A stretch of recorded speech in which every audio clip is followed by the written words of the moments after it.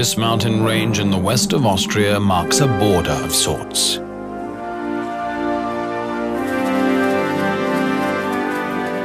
Looking east, the icy peaks of Tyrol spread to the horizon.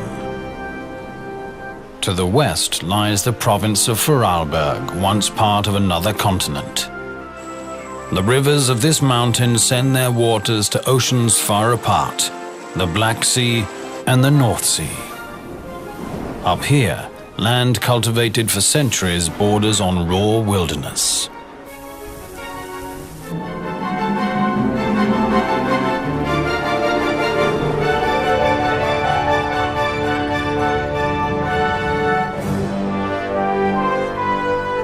Today, visitors from many countries mix on the Arlberg's powdery slopes. But for the locals, the Arlberg has been a border between contrasting ancient dialects since tribal days.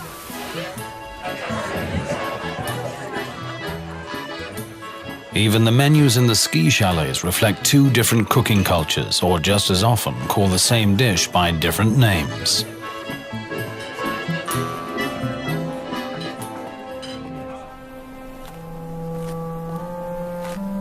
However, in a quiet way, the people east and west of the Arlberg still have a lot in common. A joint appreciation of the hidden beauties of their land. A knowledge that the Arlberg is really a hidden paradise.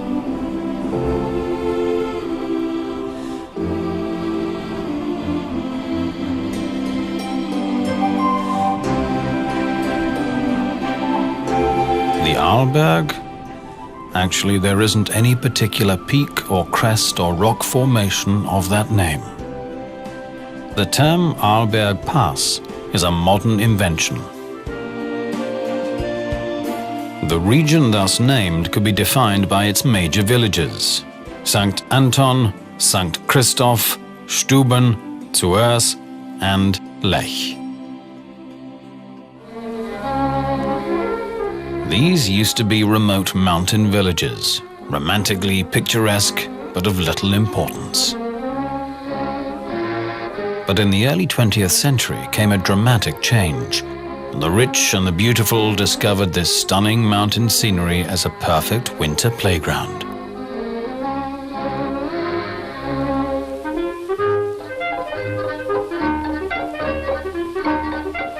The impact of tourism first transformed the eastern slopes, the Tyrolean side. The west, for Arlberg, soon followed suit. The little village of Lech turned into an elegant ski resort.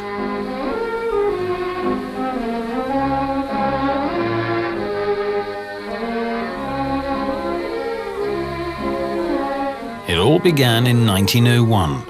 With the foundation of the Arlberg Ski Club. 20 years later, the region's first skiing school was founded, making the Arlberg the cradle of alpine skiing.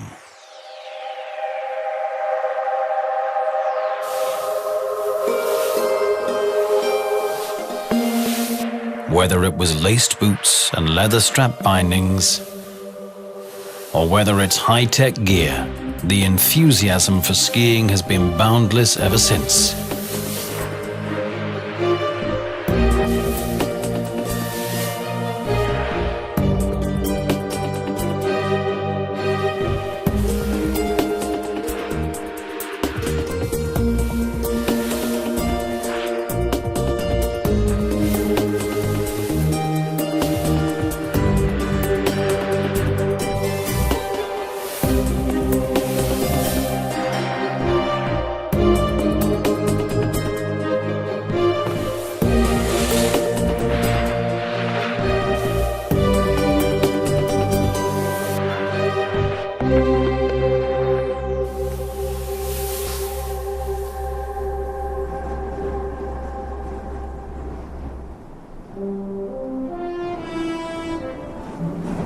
But it's not just two-legged creatures on one or two boards who occupy these slopes.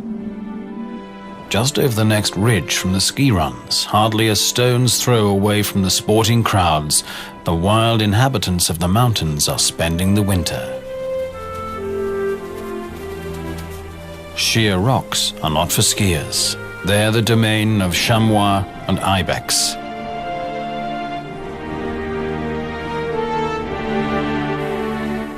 In the height of winter, the mothers and their young seek out wind-swept mountaintops where the vegetation lies bare.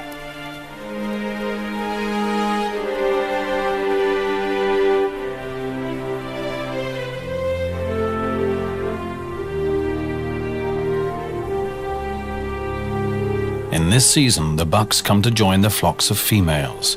The males have a strict and simple hierarchy. The big ones with the big horns dominate the smaller ones.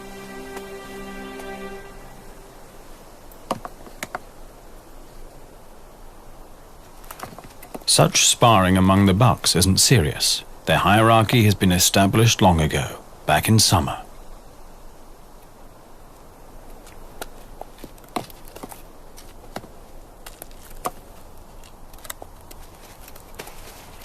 If the temperament of two young bucks should ever get out of hand, an older male would quickly intervene.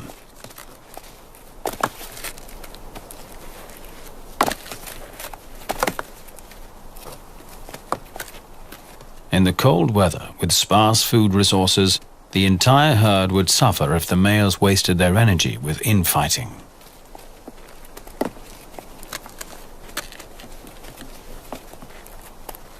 Ibex are really a peaceful lot.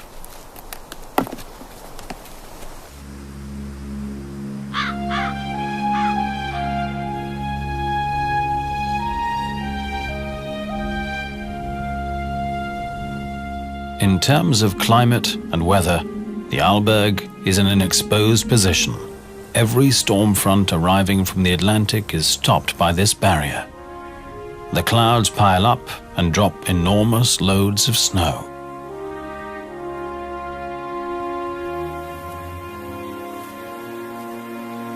Eurasian siskins spend the cold months in large flocks. Along the timber line they find tree seeds all winter long. Red deer herds prefer sheltered valleys to escape the onslaught of snow.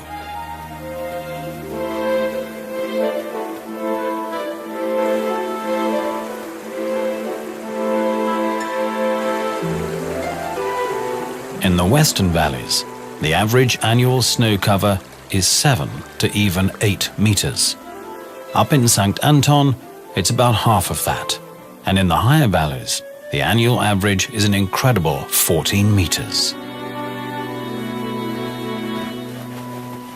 On the lee side of the ridges is where the snow really piles up. For the chamois, cutting across such slopes is not just tedious, they're risking their lives. Cautiously, an experienced female makes a track.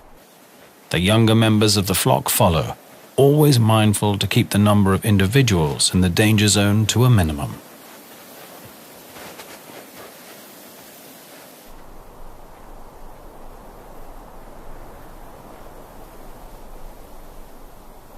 The mother with the smallest kids goes last.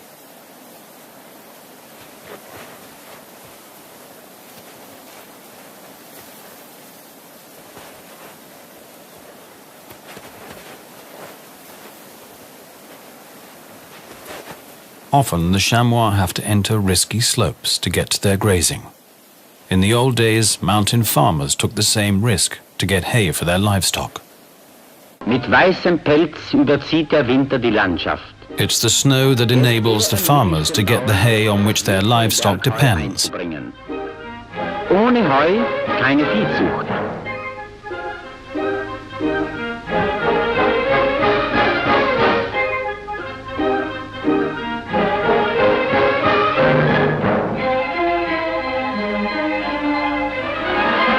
Unter Lebensgefahr fährt man die kostbare Last auf Tannenreisig zu Tal. On fir tree branches, the precious load slides downhill.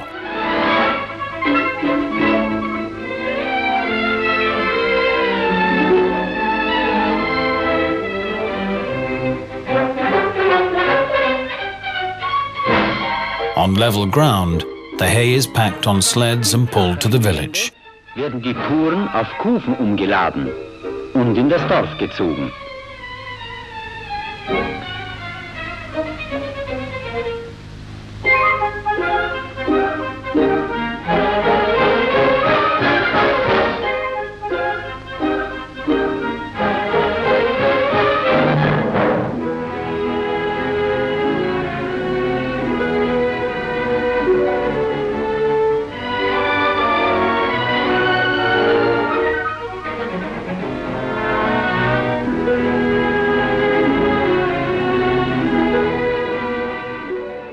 Though lifestyles may have changed since then, the wind hasn't.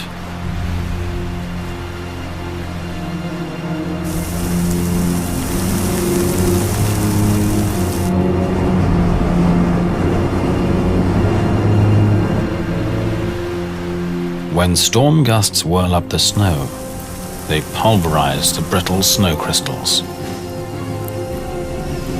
The wind blows the snow over long distances, creating a new landscape.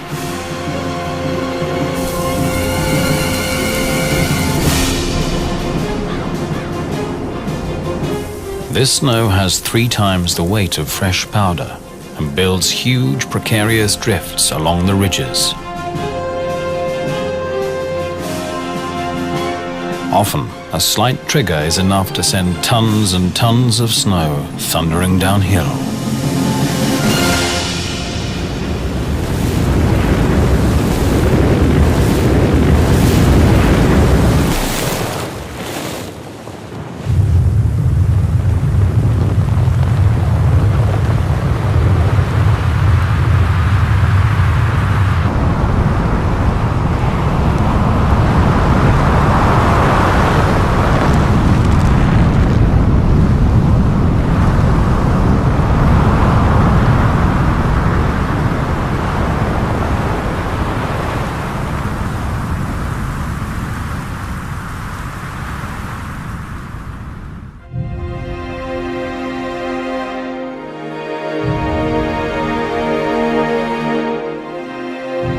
The people of the Arlberg have always had to live with the forces of nature.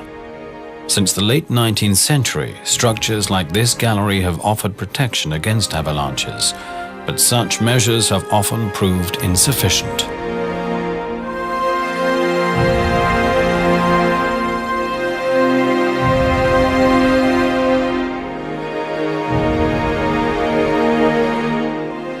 In the valleys too, masses of snow have always posed a challenge.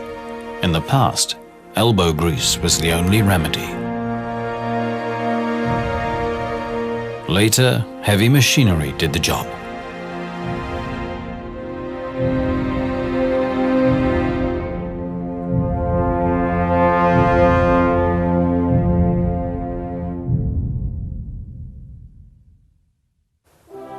Back in the mountains above the village of Lech, there's a strange landscape feature, fully revealed only from the air.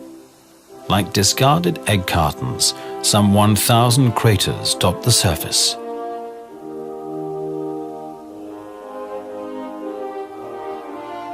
The biggest of these dolines is 100 meters across and 35 meters deep. It was created by a special form of erosion. Water made the gypsum in the rock expand. The surrounding rock crumbled and was eventually washed away by the rain. In the winter, this landscape with its many edges and craters and its labyrinth of snow-covered Swiss mountain pines is a perfect hideaway for wildlife. It's a permanent haunt of ptarmigans, together with chamois. They find food in places where small avalanches have exposed the ground.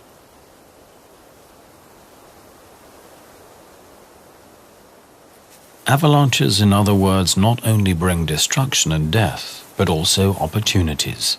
Without them, the snow blanket would cut off the animals from food for many months.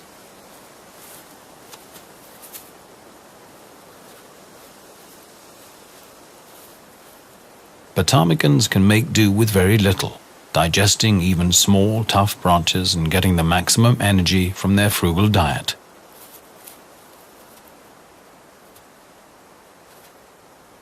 Overnight and around midday, The birds bury themselves in the deep snow to escape the wind.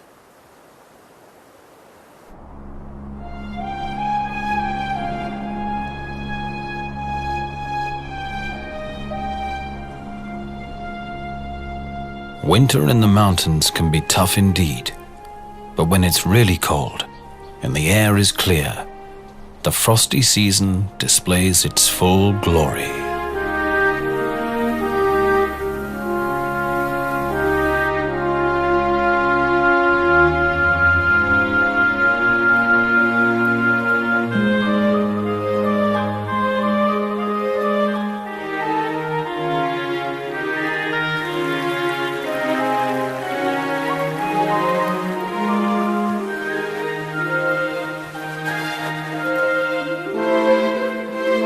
Fresh snow has covered the heights, sending the chamois downhill to sheltered places.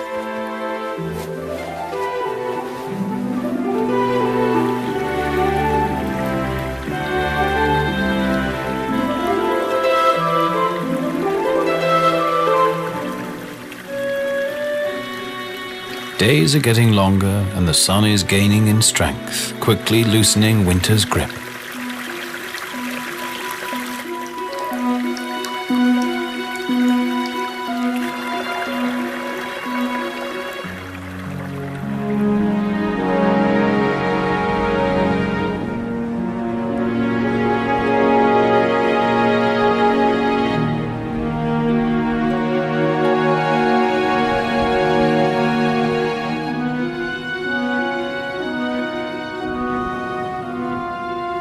The trickle and murmur of water is everywhere.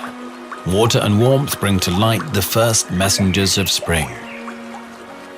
Snowbells shoot from the thawing ground. These flowers are perfectly adapted to the extreme conditions up here, and beneath the snow, something is moving.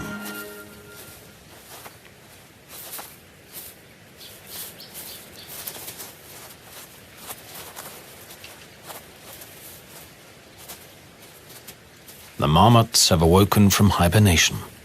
For more than 6 months they slept in their burrows, depending on their fat reserves. Now it's time for a hearty breakfast. From its hide, a ptarmigan is watching.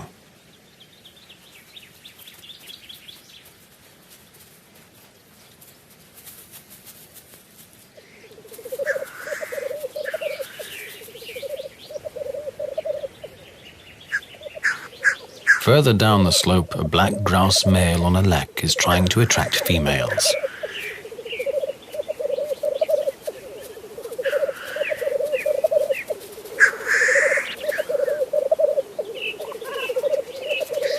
Any intruder on the lek will be confronted.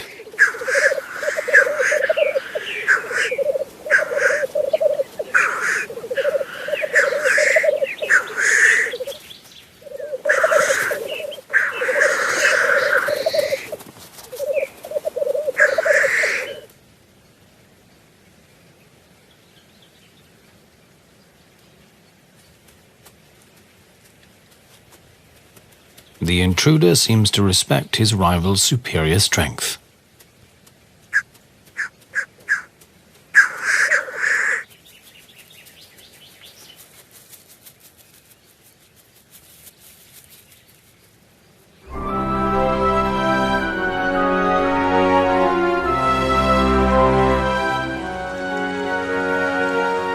It's mid-June. Spring arrives late up here. But now, on clear days, the sun is powerful and quickly melts the last remnants of snow and ice. Small rivulets now turn into powerful torrents. Color is returning to the banks. Alpen roses, crane's bills, and pasque flowers line the mountain streams. But what about the many ski runs? For 70 years, tens of thousands of skiers have been compacting the snow, and for 35 years, more and more artificial snow has been added. The answer is surprising. Above the village of Lech, ski runs have turned into a sea of flowers. Just recently, botanists have counted more than 30 plant species per square meter, including rare protected plants like broad-leafed marsh orchid and the globe flower. All these flowers profit from regular mowing and grazing. In the shade of the forest edge, a rare botanical gem is found, the yellow lady's slipper. Its flower is surrounded by a so-called bract. To get to the nectar, insects squeeze into the bract and can leave it only through one opening. Since dead insects are often found beneath such plants, it was believed that the lady's slipper is a carnivorous plant.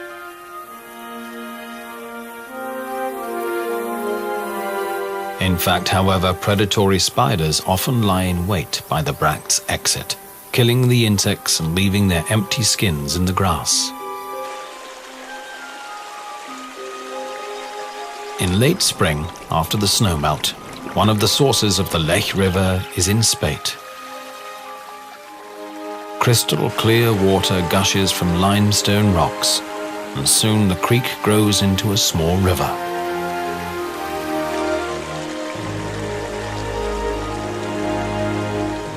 The Lech River has carved a deep canyon into the limestone. This is Europe's great continental divide. From here, the Lech, Rosanna and Mustal rivers flow towards the Black Sea, while the Flexen, Routes and Bregenz rivers end up in the North Sea. Along the ridges and crests of the Arlberg, it's decided whether a falling raindrop is sent on a long journey east or north.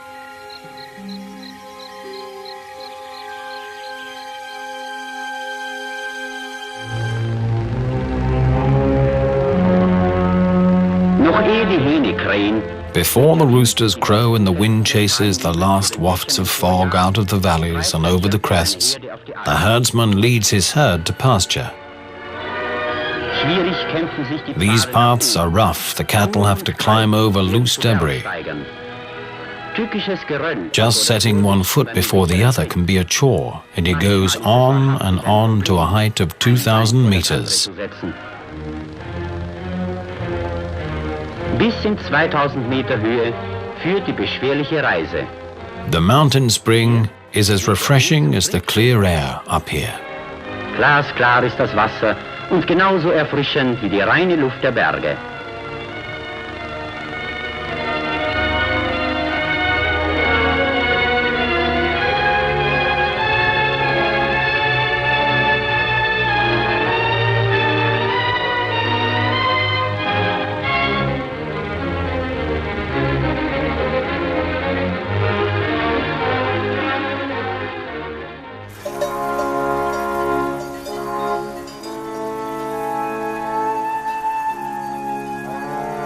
The mountain pastures are still being cultivated to this day. The grazing keeps bushes and trees down and the meadows clear.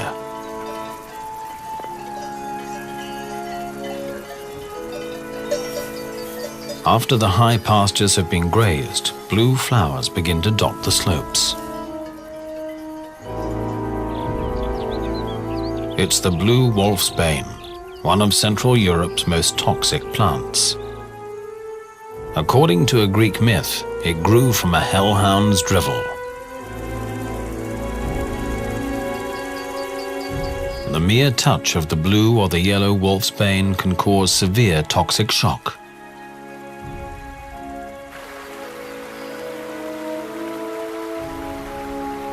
The animals seem to be aware of the risk and keep away from it.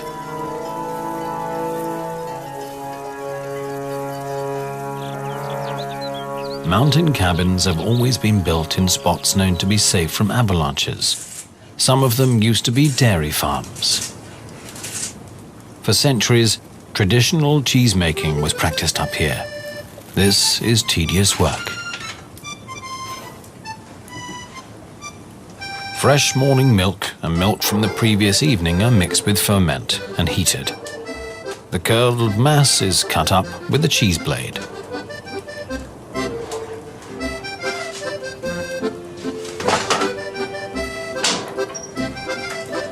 Then the mass is heated again and stirred for several hours.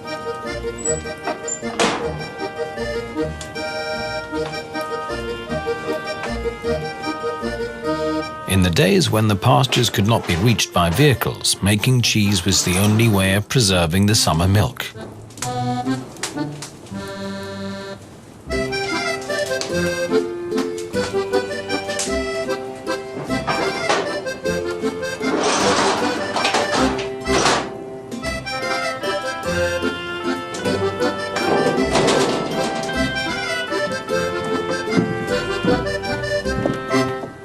The job isn't finished yet. The soft cheese is packed into cloth, pressed, and turned over again and again.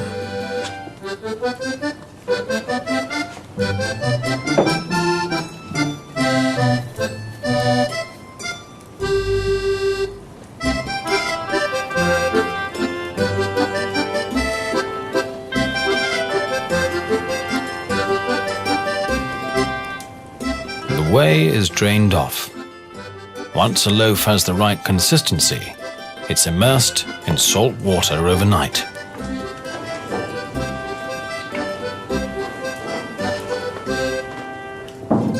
Regular turning and rubbing with salt water produces a nice rind. After 4 months, the cheese is mature, but its typical aroma will still take a while to develop.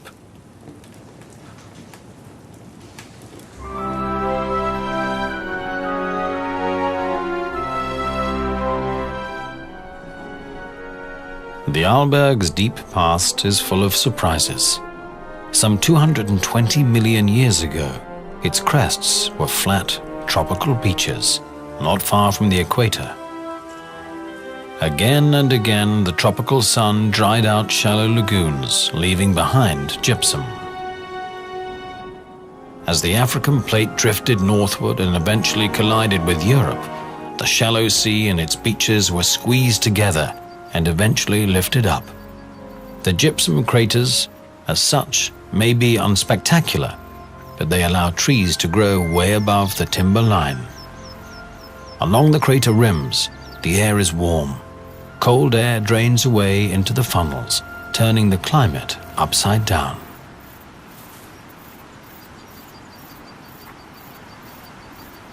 For the marmots, the sunny slopes of these craters are paradise. It's full of hiding places, and the soft ground is easy to dig. The young are out all day now, trying to gain weight.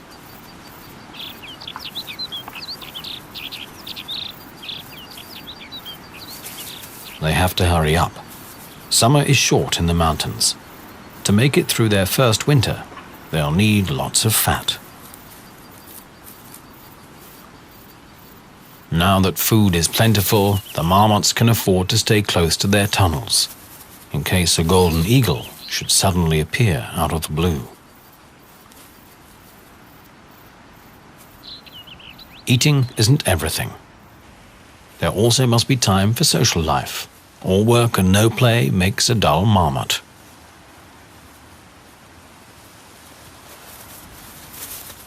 Marmots are natural-born whistleblowers. If one of them spots anything suspicious, it will sound an ear-rending alarm.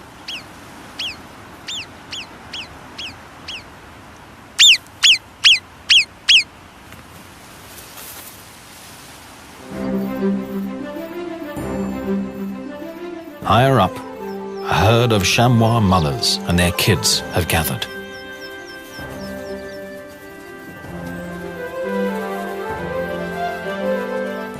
Here too, good, clean fun seems to be an important part of life.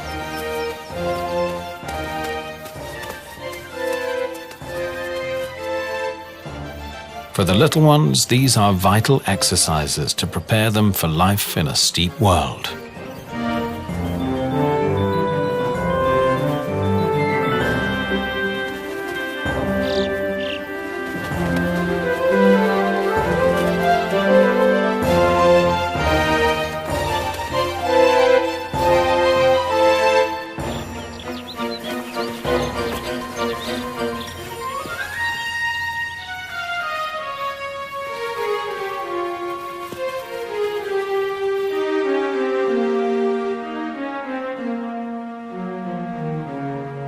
In the mountains, weather changes can be spontaneous. If the wind turns to a northerly or northeasterly, the Arlberg is in for a storm.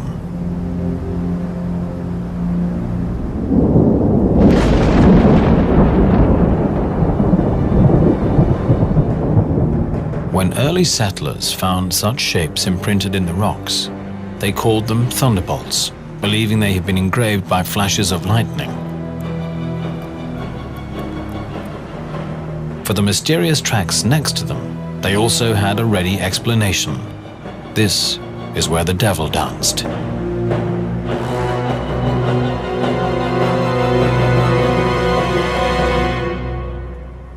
But there are more factual explanations. The thunderbolts are really remnants of early relatives of modern octopus, and the devil's footprints are seashells from an ancient reef. 200 million years ago, this was a seafloor. The Thetis, the ancient Mediterranean with its sprawling lagoons, kept changing its shape and size, again and again. To the expert, this is an open book telling 400 million years of geological history. Broken up by ice and washed out by water and acids, this karst landscape is the result of erosion. And there are even more witnesses of lost eras. The ancient sea was populated by ammonites, marine predators like the nautilids, the predecessors of modern octopus.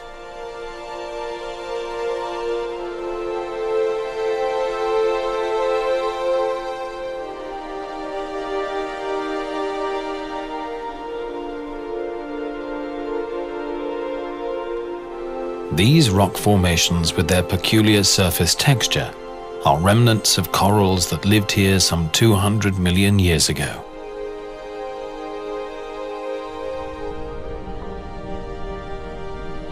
Over millions of years, the sea level rose and fell, followed by the growth and decay of coral reefs.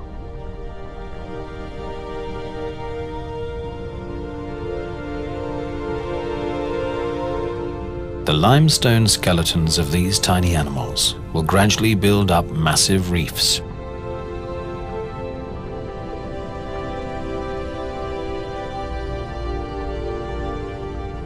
But the Arlberg's coral gardens were just a brief episode in Europe's long history.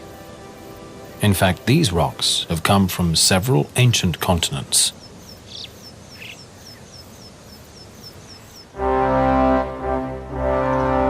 Opposite the so-called Sea of Stone, there's another reminder of long-lost days. The red face.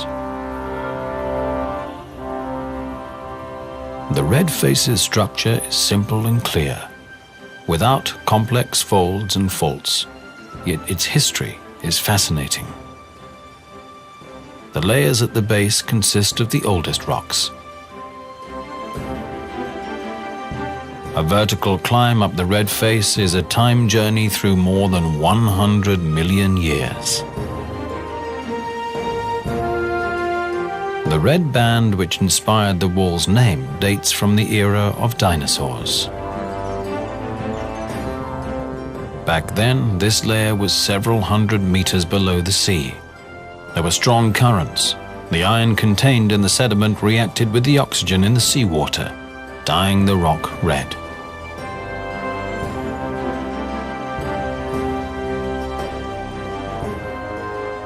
On the eastern side, in Tyrol, the rocks have an even longer story to tell. The climber's hands are touching the recycled rock of a mountain range that was eroded more than 300 million years ago. Masses of this debris sank down into the Earth's mantle, was transformed by pressure and heat, and lifted up again.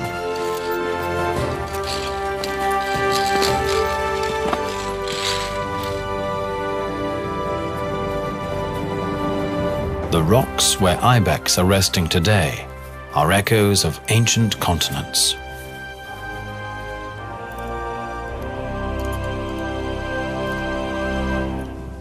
The history of the ibex may be much more recent, but it's just as dramatic. In the Middle Ages, these animals inspired a mystic imagination. They were believed to have magical powers. Almost all parts of their bodies were used as medicines. By the early 19th century, the ibex was practically extinct. Only in the Gran Paradiso Mountains in Italy, some 60 individuals survived. Under the personal protection of the Italian king, the population was allowed to recover somewhat. But when Swiss authorities asked for some animals to rebuild a Swiss population, the king declined. Switzerland then sent a group of poachers to kidnap some ibex. Their offspring now numbers 30,000 individuals in the Alps.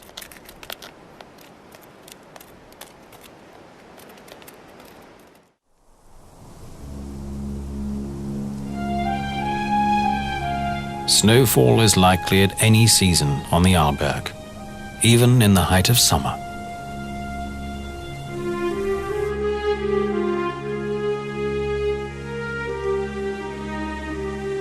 The famous Edelweiss has no problem with a few days of winter in the middle of summer. Its fur is a protection against ice and snow, dry winds and ultraviolet radiation.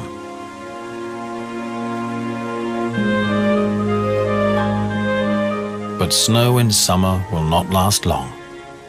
As the fog lifts, it becomes clear that this time the blizzard was not so heavy.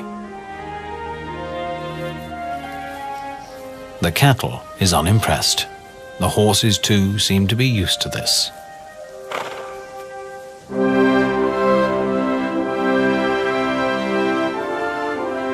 A few centimeters of snow in summer cannot belie a general trend in the Alps. The climate is warming, and the glaciers are waning. In recent decades, the Kaltenberg Glacier has lost much of its ice mass. The same is true for the Kuchen Glacier. Some 20-30 years ago, this vast field of debris was still covered by ice.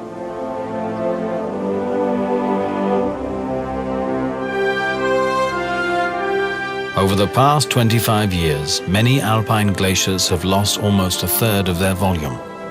The end of this trend is not in sight.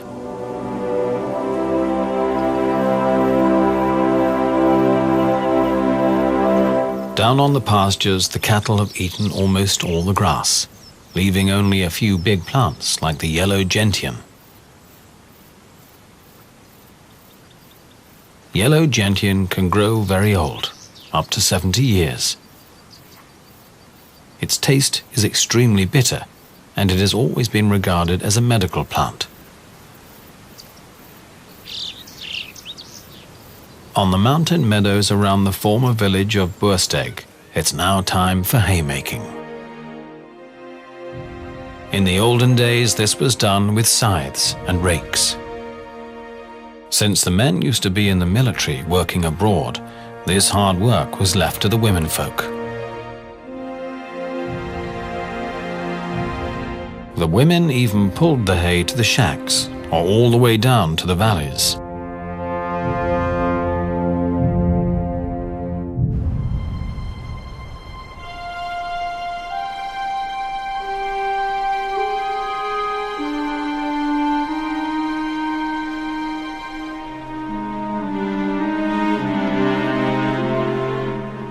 There are years when summer seems endless, but then the first night frost transforms the landscape overnight. Fogs roll through the valleys, and the breeze carries an autumn fragrance.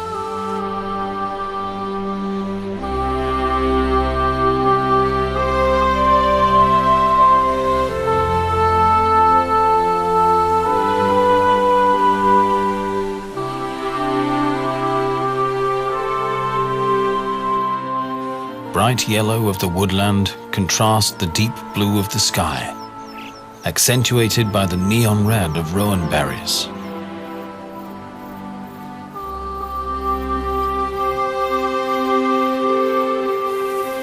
In fact, these are not berries at all, but apple-like fruits of the rose family. which is of little concern to the red deer. To them, it's just a juicy snack.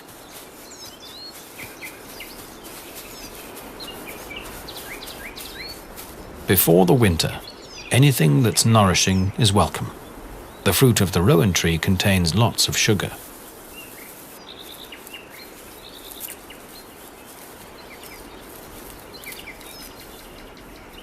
For centuries, these fruit were believed to be poisonous.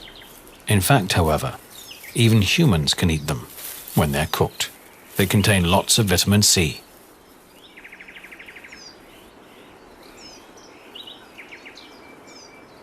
Not only ungulates like red and roe deer appreciate these red fruits. Badgers, foxes, and numerous other species love them too.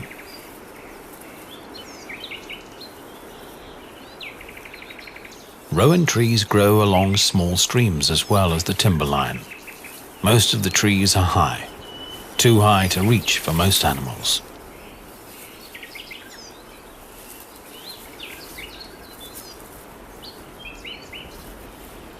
No problem for birds. About 60 bird species feed on them. This is how autumn sounds in the mountains.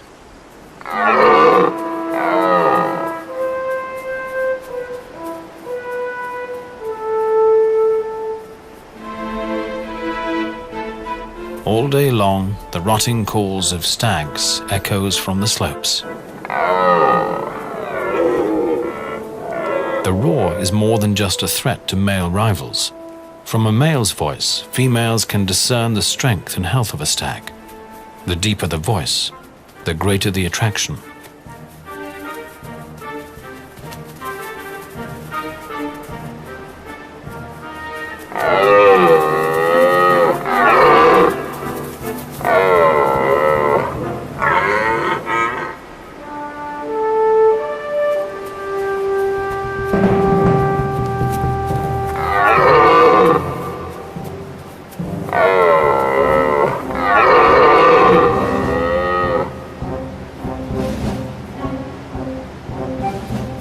If a young male should intend to approach the harem of a dominant stag, a battle is inevitable.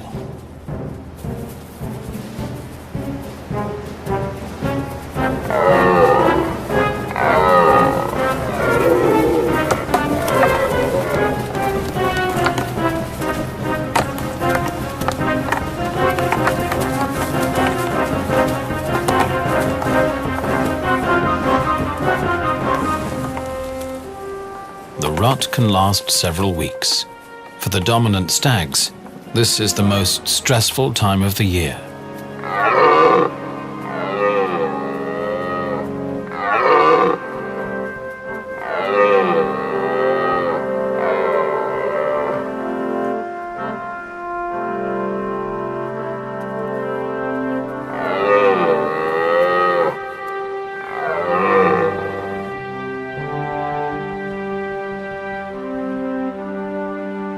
The loser has to go. If he survives the winter, he can have another try next year.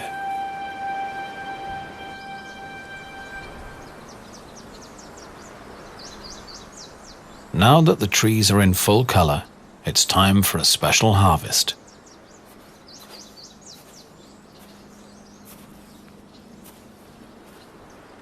For decades, this gentian plant has withstood all sorts of troubles. Now it will serve a noble cause.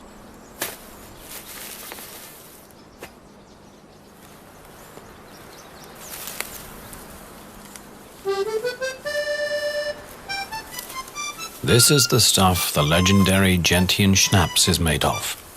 Roots of the yellow gentian, not the blue variety as so many tags on stylish bottles suggest.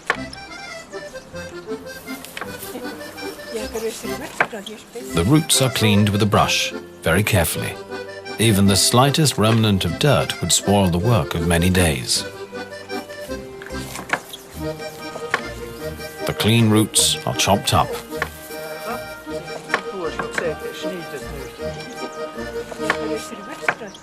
They are soaked in warm water, together with some yeast.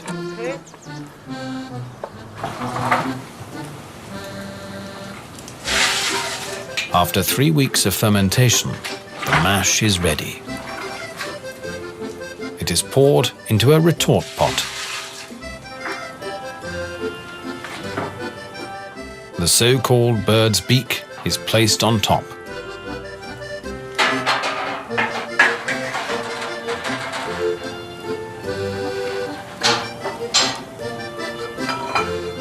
It requires experience to keep the temperature just right. Just at the right moment, the still has to be cooled down.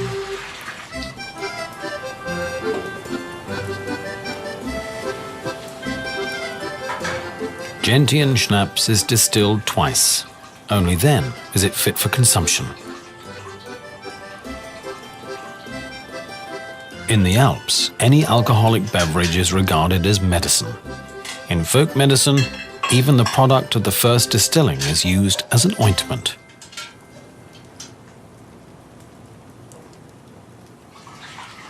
The end product, the schnapps, is recommended after physical exertion or general weakness, and after a good meal. Tagesarbeit, abends Gäste. Bacon dumplings after a day of hard work. Who could resist? In the evening, a farmer would invite all of his farmhands for dinner. And dinner is rounded off with a glass of Gentian schnapps. Ein Schluck Enzian.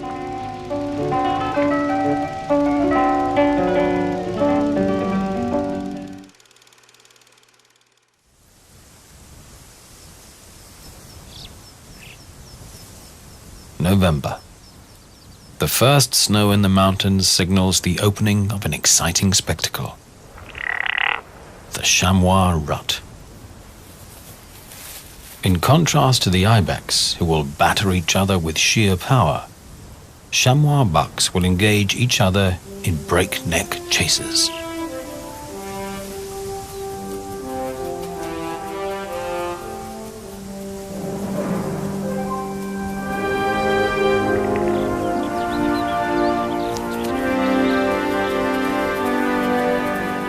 The stage is the roughest of terrains.